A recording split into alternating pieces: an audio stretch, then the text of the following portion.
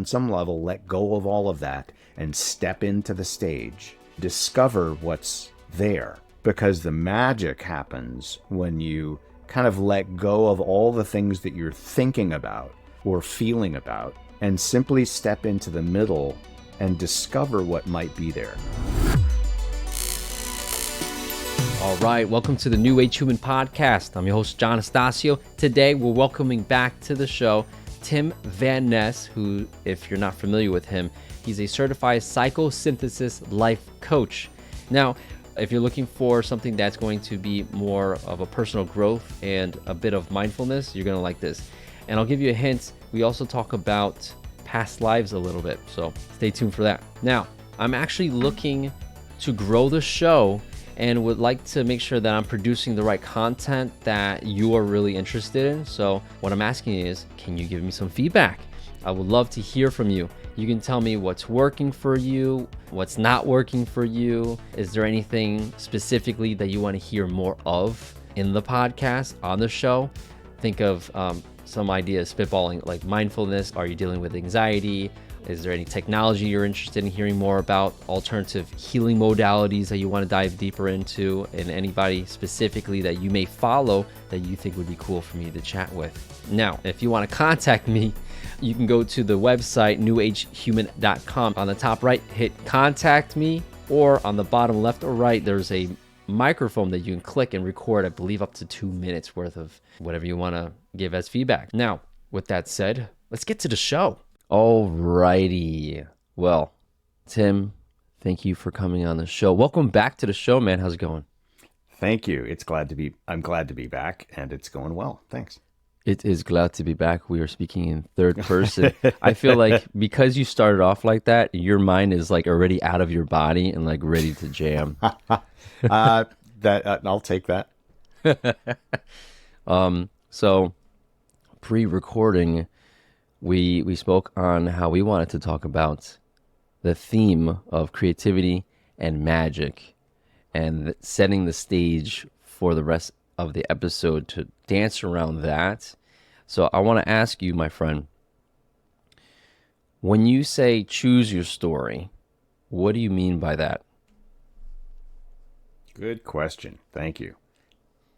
There's a way in which exactly the way we started can be an example of what I'm talking about. So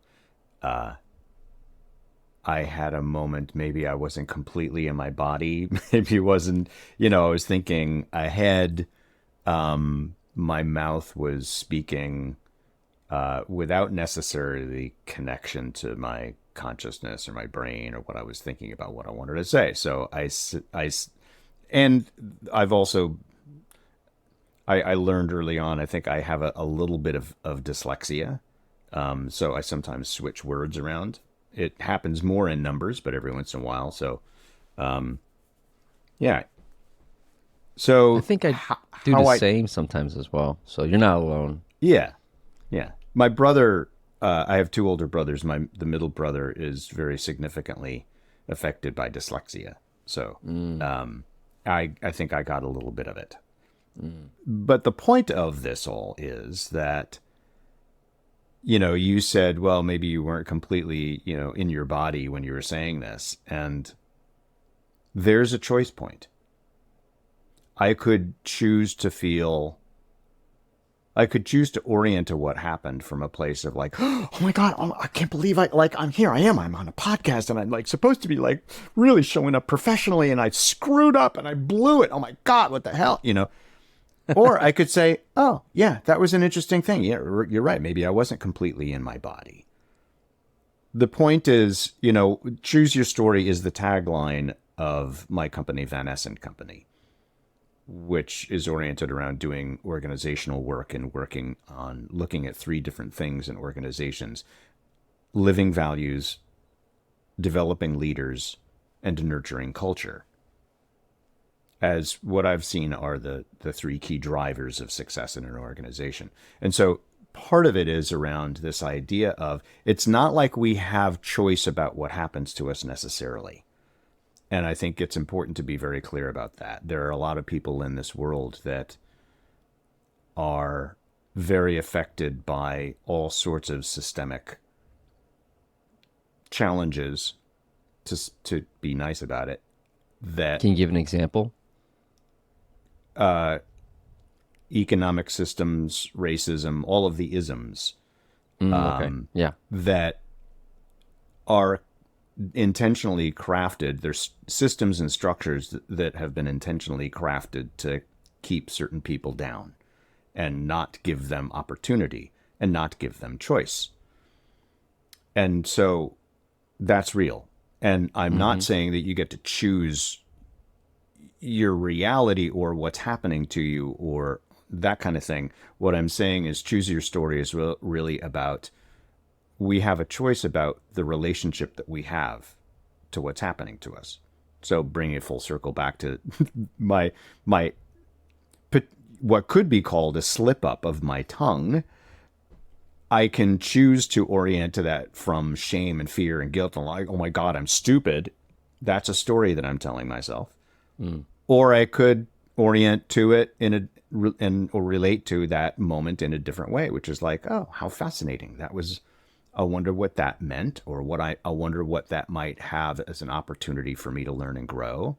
Maybe I need to, you were actually just saying you were thinking about creating a meditation for each episode to do pre-episode, just to bring you and your guests into perhaps a bit more of the present moment.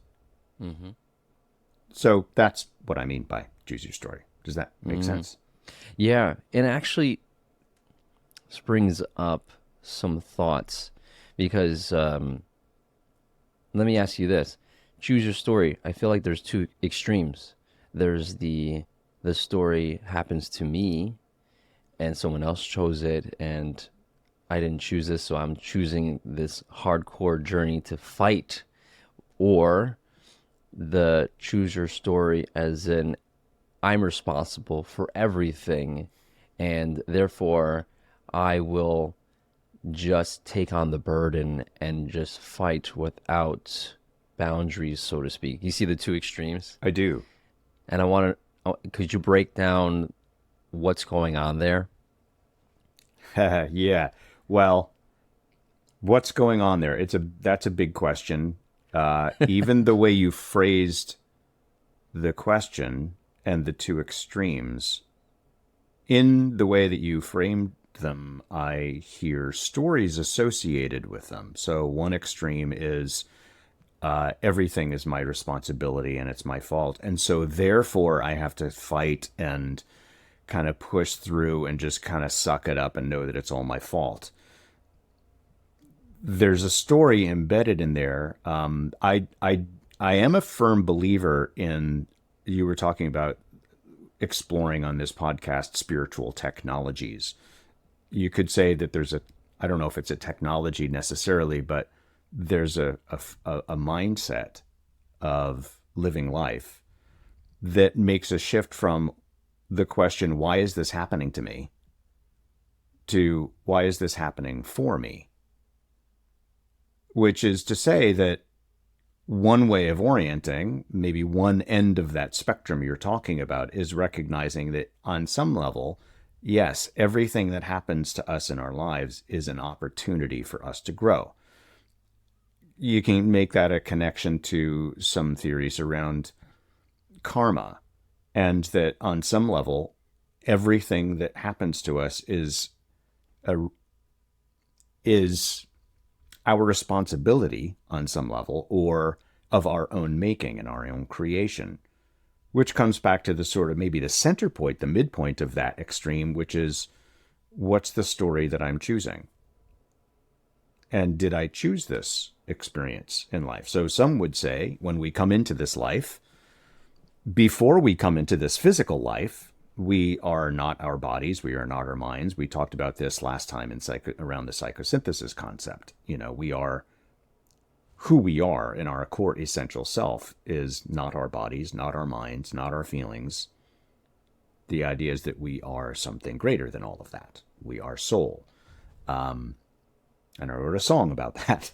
And so if that's the case, part of the theories, one of the theories that is out there in the world to consider and choose as a story, is that as soul, before we come into this physical life, we make a choice about which spiritual lessons we feel like we want to work on.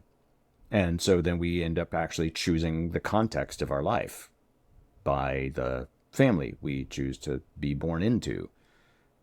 So that's perhaps one extreme of what you're talking about. It's like, did I actually choose this? Well, you could say no, you could say yes. Right. The other extreme is that all of this stuff is happening to me in my life. It has nothing to do with my own creation. I'm just simply, well, the extreme of it is I'm just a victim of it all. And so I have to fight and suffer through whatever to kind of make my way in the world and try to seek whatever happiness I might want to seek. And it could be very futile, like what's even the point? And there's a lot of people out there in the world right now that I think feel this way, because there's a lot of crap happening in the world. There's a lot of change happening. There's a lot of struggle. And yes, this physical life can really suck for a lot of people. And for some people more so than others. You know, yeah. I, in my sort of physiological and contextual makeup, represent someone that has the greatest source of power and control and access as a white, heterosexual, middle-aged male. And there's probably other factors that in there that I could do that comes from, I'm also a white Anglo-Saxon Protestant in my background. So all of those factors, there are a lot of people that are very different from me that don't have the kinds of access to opportunity and what we think of as choice. And I think that's real. So hopefully that starts to articulate some of my thinking about the two ends of the extremes. Even if you're orienting to the extreme end of everything is happening to me and I'm a victim of all of this and I'm stuck, there are realities about that. And yet there's also what we do have choices, once again, how we relate to that story.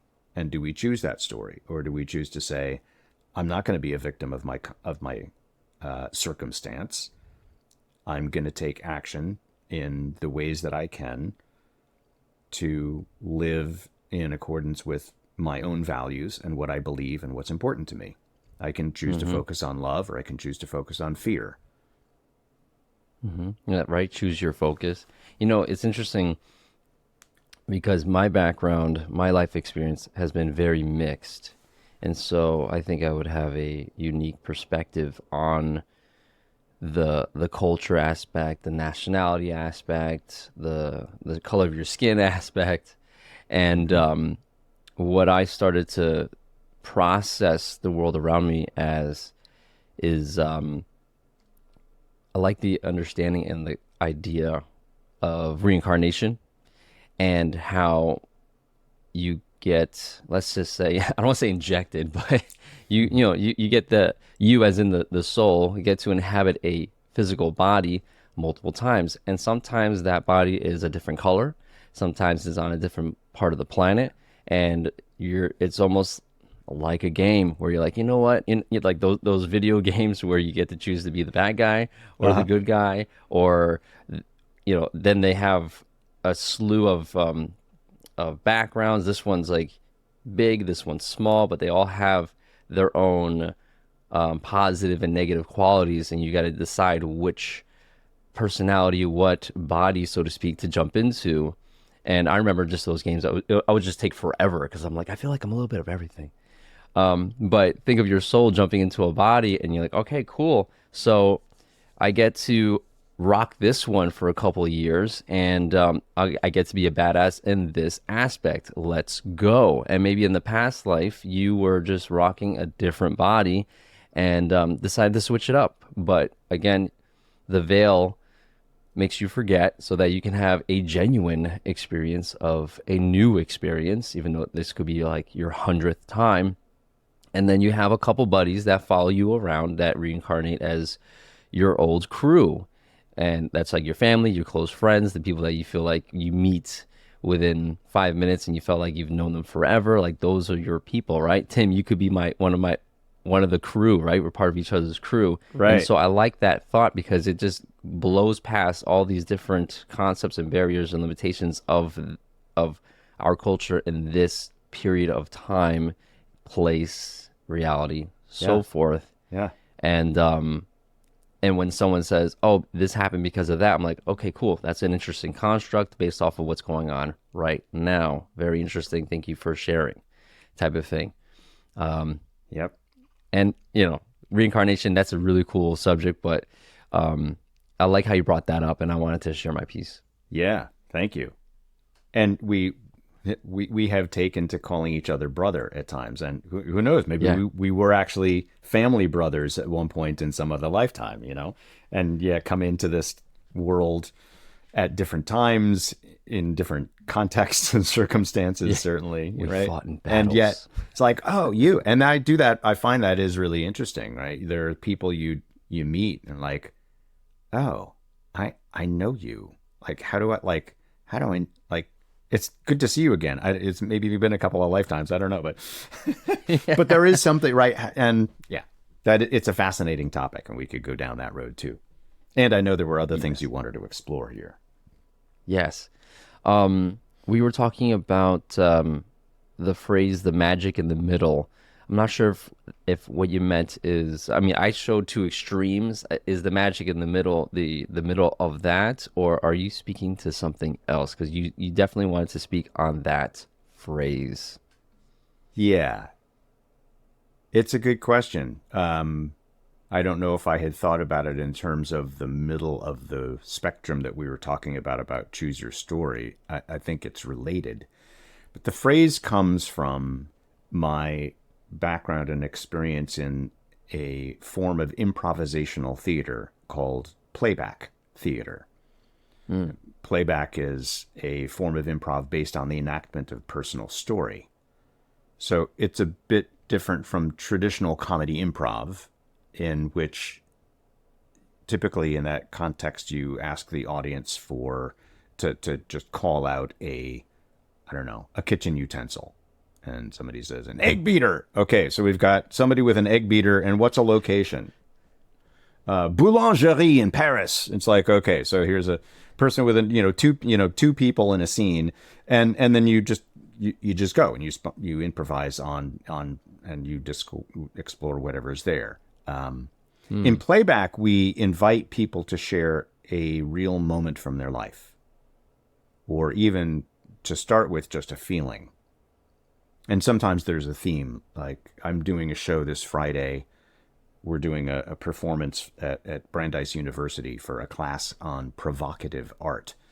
And my buddy Will C is the professor of that class, and he's also a playback professional, and he's we put together a team of players to go and perform playback theater as a provocative art.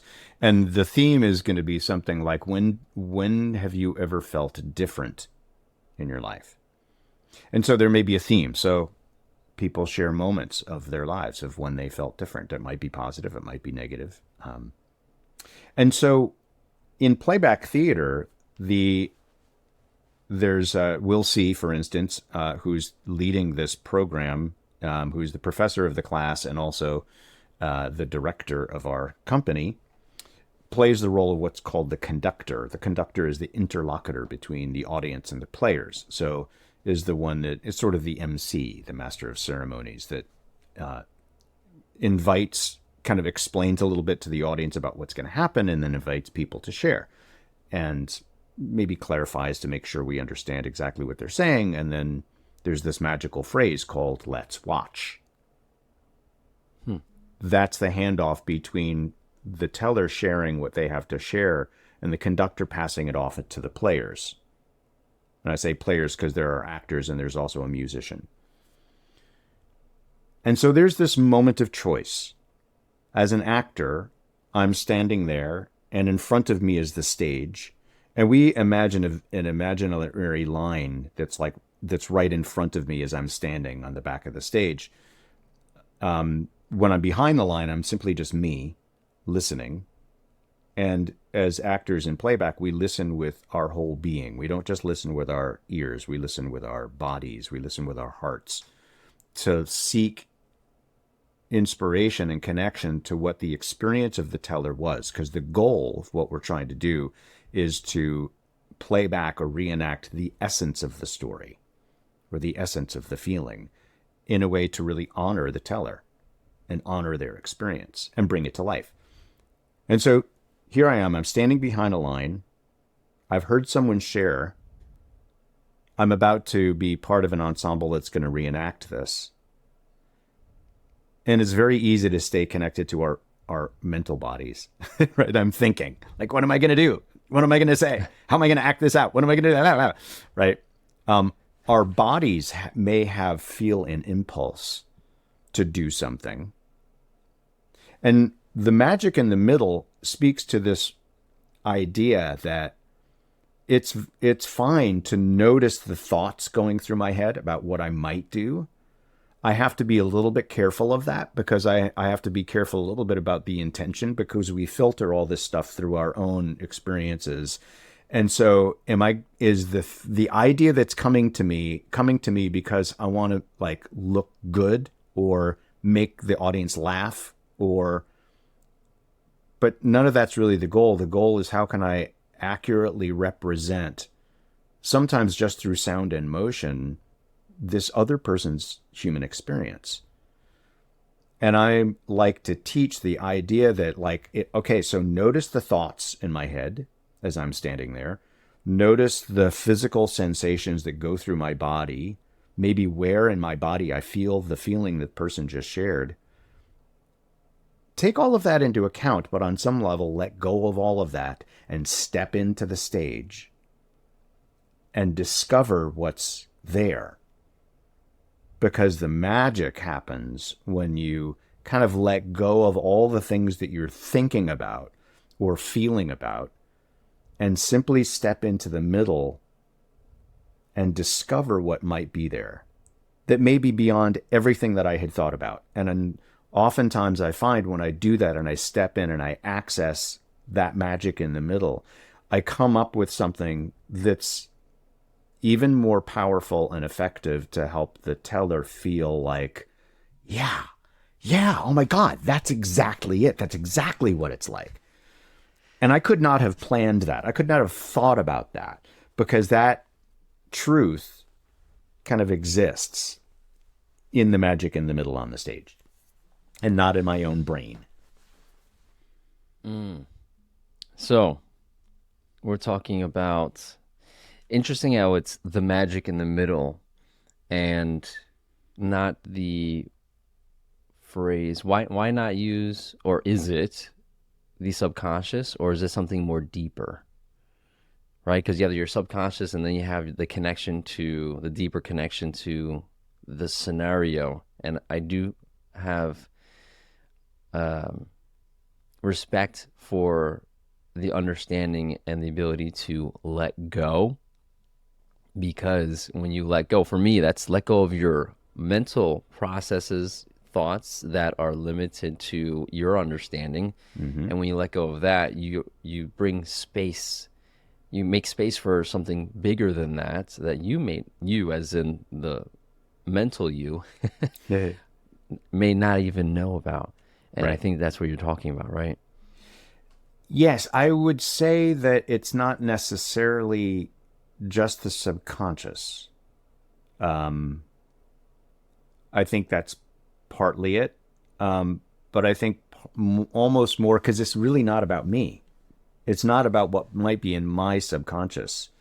What I'm actually talking about really is connecting to a field that gets created when you bring together a group of people and you create a sacred container, which is part of what playback does, and there's very structured rituals involved in the process of starting a whole performance and how we welcome people into the space, acknowledging the physical space that we're in. Is it a theater? Is it an old train station with old wood floors that we're using as a theater tonight because, it's like, what's the context of where we are? Who are the people? What's the process for welcoming people in? Is there music playing when they come in? There's a whole structured ritual process to create a container within which there's a field, and it's the field of, some might call it the collective consciousness. That's what Carl Jung talked about. Like, there's me in my Like experience. a local one. A local one, yeah, a local field that's where all of our collective thoughts, experiences, emotions, past lives, who knows, right, are all present in this field. And the goal in playback and the goal of the magic in the middle is speaking to, can I tap into that field that's even beyond my own subconscious? It's actually pretty cool how that's all set up, because you said there's rituals and whatnot, and there's rules that are designed, sound like they're designed for you to be inducted into this this local collective conscious, like this local grid of minds. Yeah. And Or to the tap agreement into. is we're in. Yeah, Sorry, that's actually pretty cool. Yeah. Yeah, you're tapping Not in. necessarily, I was going to say maybe not plugging inducted, in. but, yeah, plugged in or tapped in or have access to. And that requires exactly what you were describing, John, which is letting go, perhaps, of all of my own things that are in my conscious mind, and what I can be conscious of, which is perhaps limited. So a thought popped up. What do you have to say for the person that has a challenge with letting go, knows about it, maybe is where I was a couple months to a year ago, and still working on the letting go process, especially if you are so good at what you're doing with the mind, and have, like, there's people out there that have accomplished so much, and then you're telling me to let go so I can have this experience. What are you talking about? Yeah. What do you have to say to that person? If they're listening, because I'm pretty sure they're like, interesting stuff here. Uh-huh. Yeah. Well, there's almost two questions in that question. One is why even let go? Like, why should I let go of the way that I orient to the world, if I orient especially from a thinking place? Last time we talked about psychosynthesis, we talked about what is defined as 6 psychological functions, which is sort of the way that we orient to life. And there's our thinking function. I used to think of them as different bodies. We have a mental body, we have a thinking function, we have an emotional body, we have sort of an emotion, the function of our emotions, physical senses, right? We tend to orient to the world, and we all have strengths. Well, we all have access to all of them. We all, it's like any personality assessment. We all have sort of all of them as part of who we are, and yet we tend to orient towards or have strengths in one. So for folks that are really orient to the world from a mental perspective, and really rely on their thinking function to be successful and get through life, why would I want to let go of that?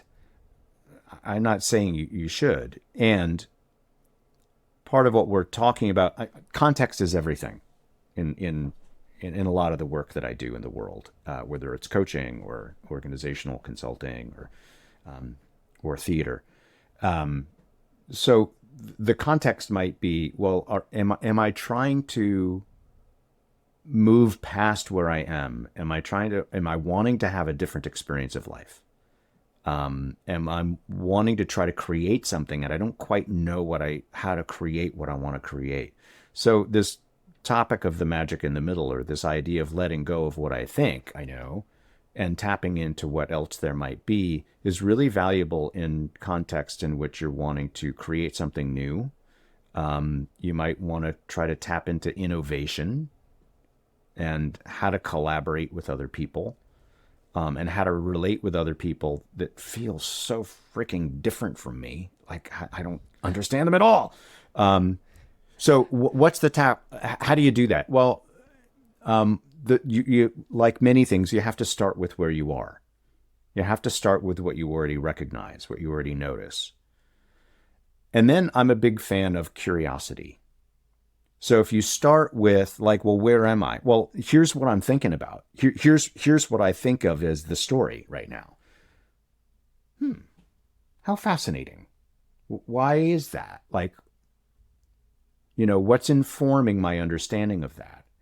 And then you might be able to speak to specific data points. Well, this person is being like this, or every time I do this, this other thing seems to happen, right? Just like whenever I try to like move beyond where I am, something gets in the way or some blockage comes up or whatever it is, right? It's like, oh, okay, interesting. I'm curious what that's about, or why is that happening? Another aspect of curiosity could be, well, maybe trying to make that shift we were talking about before from, if I could reframe this story from why is this happening to me to why is this happening for me? Which is to say, what opportunity might there be to change it up? And if I were to access something more than just what I'm immediately thinking in the short term, what might I be able to create? And the last thing I'll say about this is another way of exploring this or working with this is if you become aware of, you tend to orient maybe very emotionally. Like whenever anything happens, I get really emotional and I want to shift that. I want to orient differently. Well, you might shift to one of those other psychological functions. Like you might shift to like, well, what is my body noticing right now? Or what am I thinking about? Or what's coming up into my image? Like if I had an image and of an ideal outcome, what would that look like? Even just kind of asking that question and holding that space, you're creating a little space for which the magic in the middle, that truth that might be there lying in wait for you, can exist. And then there might be greater access to it. Does this make sense? Yeah, and it's interesting how you tied the story back into answering that, because they're both tied together, and how first it's like it's your story, and if you find yourself in a place where you're choosing your story, you've empowered yourself to change the story, and then at the same time, the magic in the middle, it's like if you're able to dance with that and start to let go of maybe the story that you created and listen to a story that's playing out in front of you and dance with it, right? Literally, like, dance with it. And my mind, when you dance, it's one of those that's magical in itself. When I was learning how to, if I want to expand on that feeling, when I was I was learning how I was taking salsa lessons, and Yeah. I remember it's weird. I have my experience with dance is it starts off very rigid. The left brain kicks in and wants to just take control over everything. Wants to know what the counts are, the steps. And then I watch someone who's been doing it for a while, and I'm like, you're breaking all the rules. You're doing most of them, but you're doing fantastic, and it's really confusing and upsetting me at the same time. And it wasn't until I would start staying consistent with it, I would just show up and then be open, show up, and a little bit of that story started to break down of what I thought I should do, and I was more open because I saw people that were just breaking my understanding of what it's supposed to be, and each time I showed up, it just chipped away a little bit more, to the point where I was, the moves are there. You don't have to think of them as much. And now you're just enjoying the song. I was able to actually hear the song for the first time after a couple weeks, because the song was just counts and noises and triggers. And then the dance moves kicked in. And then because I didn't have to think about them that much, I was able to listen to the music and then move with it, with the newfound understanding of how to move with it. I'm like, this is very interesting. And then to tie the knot of it all, we did like these practice dance meetups where like it was kind of like a club, but it was at the same like gym area. So it was just like you and the people that you know, so you can mess up. It doesn't matter. Right. And I just try to use it as much as the moves as best as I can. But then there was this gravity thing where you're pulling and pushing and twisting and turning. And I'm like, wow, this is like a next level. This is nuts. And it was that stepping into the magic of the middle, which would be the dance floor and between you and your partner and then other partners. And it was just it was magic. So that's how I associate my understanding of what you were talking about. Because I never done theater, but I've gotten on the dance floor Yeah. and done something that I wasn't really familiar with. Right. Yeah, you're describing that process that a lot of artists go through, and the process of creativity in a way, which is, and in a way, it's what I was talking about. You start with where you are. You start with what you know, and to begin, when you're beginning, you have to learn the steps. You have to like listen for the beats. You have to like, what am I supposed to do with my feet? What am I supposed to do with my hands? What am I supposed to do with my hips? What am I doing with my shoulders? Why am I even doing right?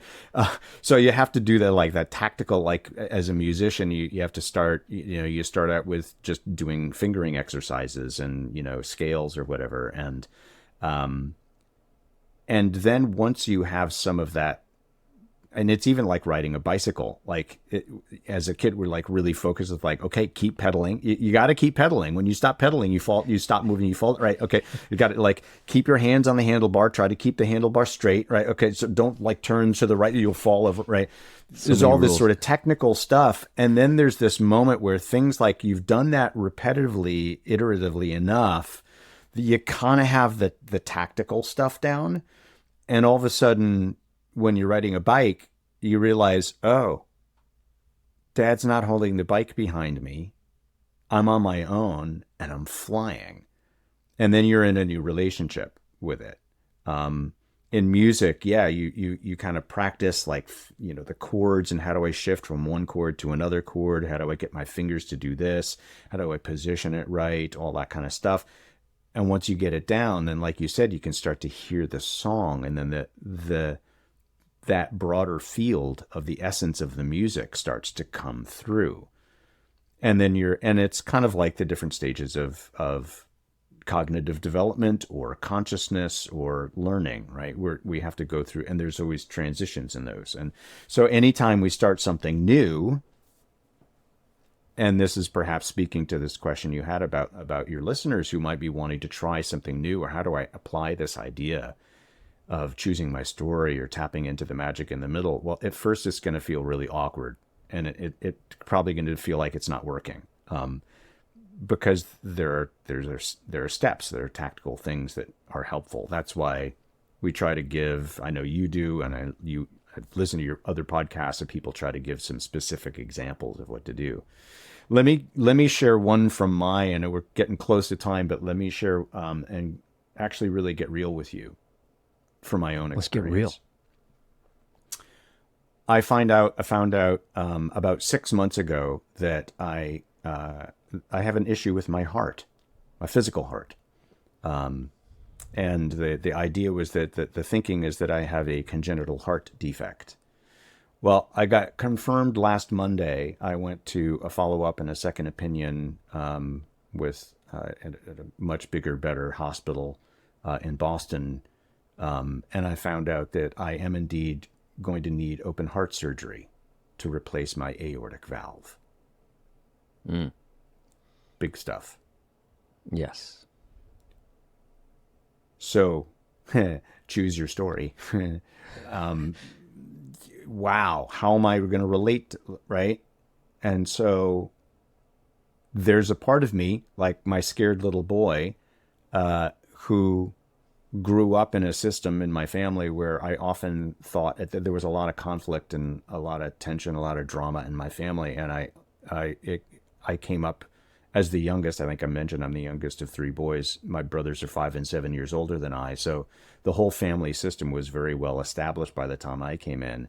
And all of that drama and emotion and expressiveness and all that kind of stuff, I started thinking it was all my fault.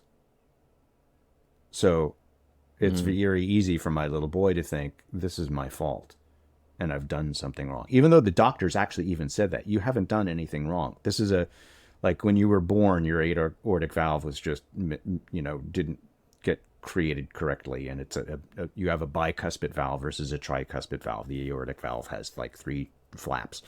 And so that's part of what's happening. So I could orient to this and it's very easy to go into fear. Like, oh my God, I have to go. And because of the kind of condition I have, they can't do alternative surgeries. They have to do the open heart thing where they completely put me out. They cut up on my chest. They separate my sternum. They go into my heart. They fix it. Terrifying. Like there's a part of me that's absolutely terrified to have to go through this. The good thing is I'm a very healthy guy. I really take care of myself. I eat really cleanly. I don't drink. I don't smoke. I meditate, I exercise, So everything else about my heart is really good. My pump is really strong. My ventricles are fine. I have no plaque or anything like that in my arteries or veins. It got really clear veins. So, the prognosis is really good. I'm a perfect candidate for this. And I'm not young, but I'm not old. So, at 61, I'm really, really healthy for 61. So I get to choose how I'm going to orient to this, and I'm going to get to choose how, and there is something there, like, what is the spiritual lesson here for me? And there's a Qigong practitioner I've been working with that teaches both movement, and he also does Twin Na, which is the body work stuff, hands-on body work stuff. And he even asked me when I told him about this, where have you closed your heart in your life? Interesting. I also left a job I had last June, the week that I found out about this initially. Was the same week that I let go of being a contractor to a company I had been doing so for 19 years. And I left because in my experience, they were no longer living their values and treating people well. And I realized I was out of integrity with myself by staying involved and being treated in ways that didn't feel good, that I was not okay with. In a way, that process kind of broke my heart because I loved the work and I totally signed on to what they were doing. I totally bought into their values and what they were trying to do in the world. And yet things had changed over time. So my heart is broken. So what's the message there? And now do I have an opportunity to live somehow more in alignment with what my heart is really asking of me? That's a much different story and bigger story than like, I'm just a victim and I kind of screwed up and I'm going to go through this horrible thing and it's going to really suck. It's like, okay, so some of it's going to suck. The recovery is going to suck initially, but I'm probably going to be fine. Yeah. And it's a new chapter, which is very interesting. And, thanks for sharing, and getting real and sharing a personal story of how you are literally choosing your story and showing the possibilities of thought process that you could have gone through and what I'm sure many have and are going through. And now you're an example of a more positive storyteller, a more positive outlook, and how something that can happen where you're part of this career journey and you made a choice that I want to stick to my morals. They're not sticking to their story. And yes, you have a temporary heartbreak because of the attachment, so to speak, right? Of ongoing day-to-day attachment to that world, that routine, and you're stepping onto a different stage, which is interesting. And so you are definitely feeling the listening part, the letting go part as we speak. So yeah, that's it's exciting to see what that stage looks like for you. Thank you. And it is a moment to moment thing. because, the waves of emotion still come up, the thoughts still come up, the like horrible images still come up, the thinking about like, I'm going to be lying in a hospital bed for a week, while they, it's like I go from the operating room to the ICU. I'm like, I don't really want to be in the ICU. Yeah. And that's the thing. It's what we're talking about. Every single moment is an opportunity to choose where am I going to put my focus? Exactly. And can I come back and, the mindfulness practice of, can I come back to just simply noticing my breath? Like, where's my breath in my body right now? Oh, yeah, right. I don't know that I've been breathing. I think I stopped for a minute. I'm like, so, and that gets into a whole other thing of like managing our own nervous systems and, being in fight or flight, and how do you get out of fight or flight and re-engage the parasympathetic nervous system and come back to your center, come back to your core. Remember that I'm not my body. I'm not my mind. I'm not my emotions. I'm so much more. That's a good way to close out. Remember that. Remember that there are different systems in place to help keep your body in survival mode. And remember that you don't have to always be in that mode. And there are techniques to get out of that.